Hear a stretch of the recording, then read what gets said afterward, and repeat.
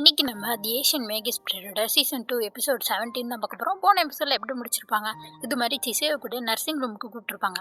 ஏன் கூப்பிட்டுருக்காங்கன்னு பார்த்தா, அவளோட மேஜிக் பவரெல்லாம் ஒரு ஸ்டோனில் வந்து ஸ்டோர் பண்ணி வைக்கிறாங்க. ஏன்னா மித்த பசங்க எல்லாருமே வந்து இப்போ கொலாப்ஸ் ஆகிட்டே இருக்கிறாங்க. எல்லாரோட மேஜிக் பவருமே உறிஞ்சப்பட்டுக்கிட்டு இருக்கு. இந்த மேஜிக் ஸ்டோன்ஸ் எல்லாம் வச்சா அவங்க கொஞ்சம் நேரம் தாக்கு பிடிக்கும், அவங்கள உயிரோட இருப்பாங்க. அதுக்காக தான் இந்த மேஜிக்கெல்லாம் அவங்க வந்து சேகரிச்சிட்டு இருக்காங்க. நீ இருக்கிறதுனால எங்களுக்கு யூஸ்ஃபுல்லாக இருக்குது அப்படிங்கிற மாதிரிலாம் இவங்க சொல்லிக்கிட்டு இருக்காங்க. அப்போ தான் அங்கே பார்த்தா லூசியும் அங்கே தான் நிற்கிறா. இங்கே என்ன பண்ணுற அப்படிங்கிற மாதிரி கேட்டால், சிசையை விட்டு கொஞ்சம் தூரம் பண்ணால் தான் இவன் மயங்கி விழுந்துருவாள். ஏன்னா சிசையோட பவரால் தான் இவன் இன்னும் இங்கே நின்றுக்கிட்டு இருக்கா. இல்லாட்டி இவளும் பேஷண்ட் மாதிரி தான் இருந்திருப்பா. அதை தான் அவள் சொல்லிட்டு பக்கத்துலேயே நின்றுட்டு இருக்காள். அங்கே பார்த்தா பிரின்சிபல் அங்கே தான் இருக்காங்க. அவங்கள்ட்ட போயிட்டு இந்த நர்ஸ் சொல்லிட்டு இருக்காங்க, இது மாதிரி எல்லா பசங்களுக்குமே ஒரே சிம்டம் தான். ஏன்னா வந்து அட்டாக்கர் இன்னும் இந்த காலேஜுக்குள்ளே தானே இருக்கான், அதனால தான் எல்லா பசங்களையுமே அட்டாக் பண்ணிக்கிட்டு இருக்கான். ஆனால் ஏன் இவன் இப்படி பண்ணுறான்னு தான் தெரில, எல்லாரோட மேஜிக் பவருமே உறிஞ்சப்பட்டுக்கிட்டு இருக்கு அப்படிங்கிற மாதிரிலாம் இவங்க சொல்லிட்டு பேசிக்கிட்டு இருக்காங்க. அப்படி பேசிக்கிட்டு இருக்கப்பயே ஒருத்தன் வந்து அங்கேருந்து வந்திருக்கான். இது மாதிரி இன்னொருத்தனும் மயங்கி விழுந்துட்டான் அப்படின்னு சொல்லிட்டு கூப்பிட்டு வந்திருக்கான். அவன் வந்து அப்படியே சிசையை பார்க்குறான். சிசையை பார்த்துட்டு எனக்கு வேணும் இன்னும் நிறைய வேணும் அப்படின்னு சொல்லிட்டு சிசையோட கையை பிடிச்சி அவளோட மேஜிக் பவரை உரிய ஆரம்பிச்சிடுறான். அப்போ தான் வந்து சிசையை பார்க்குறாங்க, ஏதோ வேறு மாதிரி கையை அப்படியே வந்துகிட்டு இருக்கு இவள்கிட்ட. இவது வந்து என் மேஜிக் பவரெல்லாம் உரியுதுன்னு சொல்லிட்டு இவ பாட்டுக்கு தள்ளி போயிட்டு இருக்கா. அப்போ தான் அங்கே ஜோசப் வந்து கண்ணை பொத்திக்கிறான். இது மாதிரி நீ அதை பார்க்காத அப்படிங்கிற மாதிரி சொல்கிறான். அப்போ தான் இப்போ வந்து சிசையை முழிக்கிறா. பார்த்தா அந்த பையனோட கையை அப்படியே வீங்கி போயிடுது. ஏன்னா வந்து சிசைட்ட இருக்கிறது நிறைய மேஜிக் பவர் இருக்கிறதுனால அவனால் தாக்கு பிடிக்க முடியல. அவன் கையை அப்படியே வெடிக்க போகிற நிலைமைக்கு போயிடுச்சு. நம்ம எலியஸ் தான் வந்து அவனோட பவரை வச்சு அந்த பவர் எல்லாத்தையுமே எடுத்து அவனோட கையை வந்து சரியாக்கிறான். அப்படியே அவன் அங்கே மயங்கி விழுந்துடுறான். சிசையும் இங்கே விழுந்துடுறான். அங்கே வந்து லூசியும் மயங்கி விழுந்துடுறான். சரின்னு சொல்லிட்டு அப்போ தான் பிரின்சிபல் வந்து பார்க்குறாங்க, என்ன ஆச்சு அப்படிங்கிற மாதிரி. அப்போ தான் எலியஸ் கேட்டுட்ருங்க, இவளுக்கு வந்து ஏதாச்சும் ஹை கேலரியாக கொடுக்கணுமே இவ சாப்பிட்றதுக்கு அப்படிங்கிற மாதிரி சொன்னால் அவங்க நிறையா ஸ்நாக்ஸு கொடுக்குறாங்க. அதெல்லாம் அப்படியே சாப்பிட்டுட்டு உட்காந்துருக்கா. அப்போ தான் சிசை சொல்லிட்டு இருக்கா, நான் ஒன்று பார்த்தேன் அப்படிங்கிற மாதிரிலாம் அதை பற்றிலாம் சொல்லிக்கிட்டு இருக்கா. அப்படியே வந்து பிரின்சிபல் சொல்லிட்டு இருக்காங்க, இப்போ நம்ம ஸ்டூடெண்ட்ஸ் எல்லா டைமே நடந்ததெல்லாம் சொல்லி தான் ஆகணும். ஏன்னா வந்து இங்கே தானே அட்டாக்கர் இருக்கான், இவங்களும் கொஞ்சம் எச்சரிக்கையாக இருக்கணும் அப்படிங்கிற மாதிரிலாம் அவங்க பேசிகிட்டு இருக்காங்க.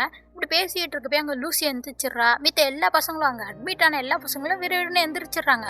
என்னாச்சுன்னு கேட்டால் எல்லாருமே எங்களுக்கு தலைவலிலாம் சரியாயிட்டு எங்கள் உடம்பு இப்போ ஓகேவா இருக்குது அப்படின்னு சொல்லிட்டு எல்லாருமே வந்து நின்றுட்டு இருக்காங்க.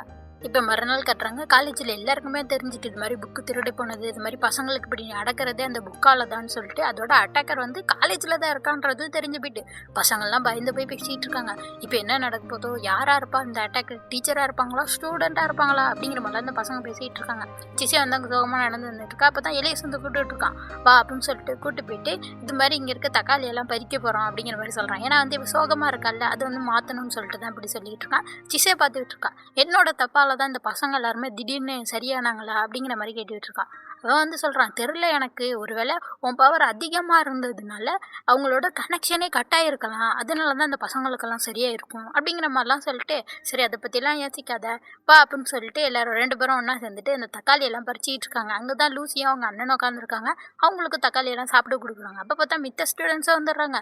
என்ன பண்ணுறீங்க அப்படிங்கிற மாதிரி கேட்குறப்ப தான், சிசை தக்காளி வேணுமா சாப்பிட்றீங்களா அப்படிங்கிற மாதிரி கேட்டோன்னே எல்லாரும் ஓடி வந்துடுறாங்க. எல்லாருக்கும் கொடுத்துட்டு சந்தோஷமாக பறித்து சாப்பிட்டுட்டு இருக்காங்க. அப்போ தான் சிசை யோசிக்கிறா, பிள்ளைமேலாவும் இங்கே இருந்திருந்தா நல்லா இருக்குமே அப்படின்னு சொல்லிட்டு யோசிச்சிருக்கா. அப்போ தான் எல்லோரும் பார்க்குறாங்க, எங்கடா ரேயானை மட்டும் காணுமே அப்படின்னு சொல்லிட்டு. அப்போ தான் இங்கே கட்டுறாங்க ரேயானை. அவன் வந்து அந்த பூனைகள்கிட்ட பேசிக்கிட்டு இருக்கான். இந்த பூனை தானே இந்த ரூம் எல்லாம் பார்த்துக்க இன்சார்ஜ், அதுகிட்ட தான் வந்து கேட்டுக்கிட்டு இருக்கேன், இந்த மாதிரி நான் பார்க்கணும் அப்படின்னா அந்த பூனை விட மாட்டேங்குது. பொண்ணுங்க இருக்கிற இடத்துக்கு பசங்க வரக்கூடாது, உனக்கு தான் தெரியுமில்ல அப்படிங்கிற மாதிரி சொன்னால், இந்த ஒரு தடவை விட அவள் இருக்காளான்னு மட்டும் பார்த்துக்கிறேன் அப்படிங்கிற மாதிரிலாம் இவன் கேட்டுக்கிட்டு இருக்கான். அது பூனை விடவே மாட்டேங்குது. நீ அவ கூட சண்டை போட்டால் அவள் முடியாமல் இருக்கா அப்படின்னா கூட நான் கூட விடவே மாட்டேன், நீ வரக்கூடாதுன்னா வரக்கூடாதுண்டா அப்படிங்கிற மாதிரி சொல்கிறேன். ஏன்னா பிள்ளை மேலே பார்க்கணுன்னு தான் சொல்லியிருக்கான். அவளுக்கு உடம்பு சரியில்லை போல், அவள் ரூமில் வந்து படுத்திருக்கா. அதான் முடியாதுன்னு சொல்லிட்டானா. அப்புறம் கட்டுறாங்க. அப்புறம் வந்து கிளாஸ்லாம் போகுது. பிள்ளை மேலே வந்து பேசவே மாட்றா, பட்டுக்கு போயிடுறா.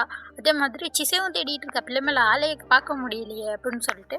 இந்த ரேயான் பையன் விடவே இல்லை. திருப்பி வேற வந்து அந்த பூனைக்கு லஞ்செல்லாம் கொடுக்க பார்க்குறான். அந்த பூனை அப்போ கூட ஒத்துக்க மாட்டேங்குது.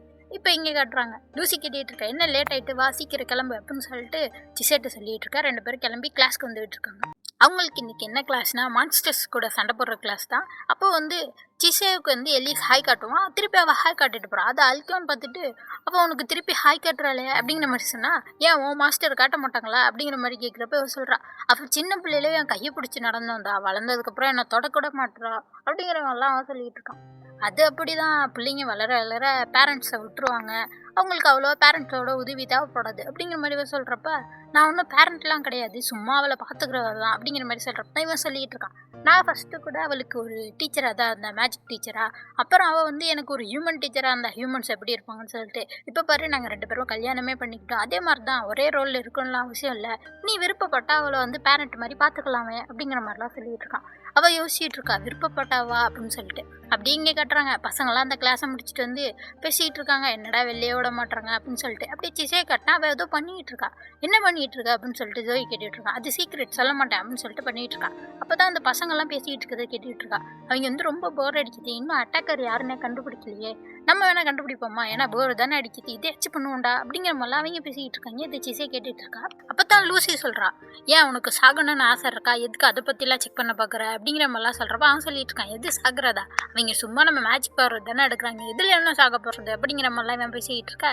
அப்போ தான் வந்து சிசையை வச்சு பார்க்குறா. ஏன்னா அவங்களுக்கு தெரியாதுல லூசியை தான் ஃபஸ்ட்டு அட்டாக் பண்ணாங்கன்னு, சாகிற அளவுக்குலாம் அவள் போயிட்டா. அதான் யோசிச்சு போயிட்டு இருக்கா. உடனே லூசி சொல்கிறா, அதானே எனக்கு என்ன, நீ செத்தா என்ன சாகலன்னு என்ன அப்படிங்கிற மாதிரிலாம் சொன்னானே. அவன் சொல்கிறான், என்ன ஓவராக பேசுகிற, எனக்கு என்னமோ அந்த அட்டாக்கர் நீயாக தான் இருப்பேன்னு தோணுது, ஏன்னா அந்த வெப்ஸ்டர் ஃபேமிலியிலே லாஸ்ட்டாக இருந்தது நீ தான், உனக்கு தான் இந்த மேஜிக் செய்கிறவங்க மேலே ரொம்ப கோவம் அதிகம், அதனால நீயே பண்ணியிருக்கலாம் அப்படிங்கிற மாதிரிலாம் சொன்னோன்னே அவ்வளோதான் சிசைக்கு கோவம் வந்துடுது. ஓடி வந்து அவள் காலரை பிடிச்சி இழுத்து கேட்டுட்டு இருக்கா. சில விஷயங்கள் பேசக்கூடாதுன்னு உனக்கு தெரியாதா அப்படிங்கிற மாதிரிலாம் கேட்குறப்ப தான் ஜோயை வந்துடுச்சு சொல்கிறான், ஆமாம் லூசி எப்போதும் எங்கள் கூட தான் இருக்கா, அவள் தான் அட்டாக்கராக இருந்தா, நான் ஐசக் ரேயான் சிசே எல்லாருமே அவ கூட தான் இருந்தோம், அப்போ நாங்கள் எல்லாருமே அவளுக்கு துணை போன மாதிரி தானே அப்படிங்கிற மாதிரிலாம் இவன் சொன்னோன்னே எல்லாருமே வந்து சத்தம் போட ஆரம்பிக்கிறாங்க. இந்த பையில பற்றிட்டு, ஏன்டா இப்படிலாம் பேசுகிற, மன்னிப்பு கேள்றா ஒழுங்கு மரியாதையா அப்படிங்கிற மாதிரிலாம் சொன்னால் அவன் சொல்லிட்டு இருக்கான், என்னப்பா நான் வந்து ஜோக் தானே பண்ணேன் அப்படிங்கிற மாதிரிலாம் சொன்னால் லூசி வந்து நிற்கிறான், எது மன்னிப்பெல்லாம் எனக்கு தேவையில்லைன்னு சொல்லிட்டு மூஞ்சில் ஒரு குத்து விட்டுட்டு அங்கேருந்து போயிடுறா. அப்போதான் சிசையும் கூட நடந்து வந்துட்டு இருக்கப்ப லூசி கேட்டுட்டு இருக்கா, நீ எதுக்கு எனக்கு முன்னாடி கோவப்பட்ட அப்படிங்கிற மாதிரி. அப்போ தான் சொல்லிட்டு இருக்கான், அவன் அதெல்லாம் பார்த்துருந்தா அப்படி பேசியிருக்க மாட்டான் அப்படிங்கிற மாதிரிலாம் சொல்கிறப்ப தான் இவன் சொல்கிறா, பார்த்துருந்தாவா அப்படின்னா நீ பாத்தியா அப்படிங்கிற மாதிரி கேட்குறா. சிசை வந்து அது அப்படியே நடந்துச்சு அப்படிங்கிற மாதிரிலாம் சொன்னேன். இவ பிடிச்சி கிட்டிட்டு இருக்கா, ஒழுங்கு மரியாதையே இப்போ எல்லாத்தையுமே சொல்கிறேன் அப்படிங்கிற மாதிரி. அப்படியே எங்கள் பிள்ளைமேல கட்டுறாங்க. அவள் ரூமில் பார்த்தா ஒரே பேண்டேஜாக கிடக்கு. அவள் வந்து ரொம்ப உடம்பு சரியில்லை போல, ஒரு மாதிரி உட்காந்துருக்கா. அப்போ தான் பார்த்தா அந்த வெரோனிக்கா வெளில வந்து நிற்கிறா. இந்த மாதிரி பிள்ளைமேல நீ ஓகே தானே, ஏதாச்சும் உனக்கு என்கிட்ட சொல்லணுமா அப்படிங்கிற மாதிரிலாம் கேட்டுட்டு இருக்கா. இல்லை ஒன்றும் இல்லை அப்படிங்கிற மாதிரி சொன்னோன்னே, சரி நான் உள்ளே வரவா அப்படின்னு சொன்னோன்னே உள்ளே விட்டுடுறாங்க. வந்துட்டு சாப்பாடு தான் எடுத்து வந்திருக்கா. உனக்கு பாரு ரொம்ப உடம்பு சரியில்லை போல, சாப்பிடு அப்படின்னு சொல்லிட்டு சாப்பாடு கொடுக்குறா. பார்த்தா பிள்ளைமேல அவளால் சாப்பிட முடியல. சாப்பிட்டோன்னே அவளுக்கு ஒரே வாந்தியாக வருது. அப்போ தான் பிள்ளைமேல யோசிச்சுட்டு இருக்கா, இது என்ன தான் யோசிச்சுட்டு இருக்கான்னு சொல்லிட்டு வெரோனிக்கா பார்த்தா அப்படியே முறைச்சி பார்த்துக்கிட்டு இருக்கா. அவ்வளோதான், எதுவுமே சொல்லாமல் எனக்கு ரொம்ப பயமாக இருக்குது, எல்லாமே வந்து கொடூரமாக இருக்குது அப்படின்னு சொல்லிட்டே உட்காந்துருக்கா. அதோட இந்த எபிசோட் முடியுது. அடுத்த எபிசோட் பார்க்கணும்னா மறக்காம சேனலை சப்ஸ்கிரைப் பண்ணிக்கோங்க. பாய்.